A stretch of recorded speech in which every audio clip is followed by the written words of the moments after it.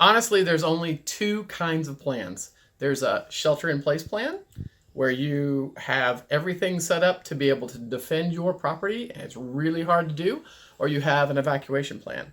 And part of the reason that you really want to think about an evacuation plan first is you do not want to be there when the smoke comes. It's not really about the flames. It's awful to have flames and lose your property, but it's about the smoke. It's the effect on you, its effect on your animals. If you are going to have an evacuation plan, that really means that you need to have your trailer hitched to your truck, you need to have it fueled, you need to have a couple of days worth of feed, hay, water, whatever you're else going to need, and have it ready to go during the high fire season whenever there's danger of wildfire.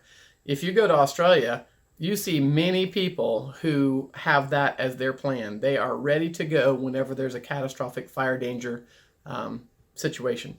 And it's for good reason. They've watched what happens in actual fires. Shelter-in-place planning requires, of course, those are all good things to do around your barn.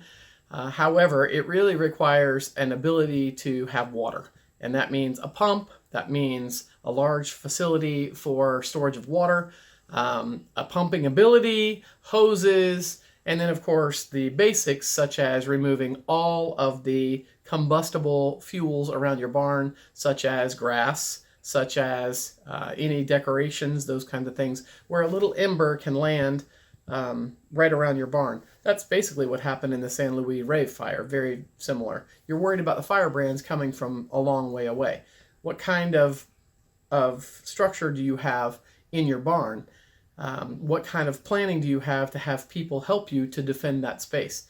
And of course, if it gets that close and you have that much smoke, really there's not much of a shelter-in-place plan that's going to be able to help you because you're going to be impacted by so much smoke.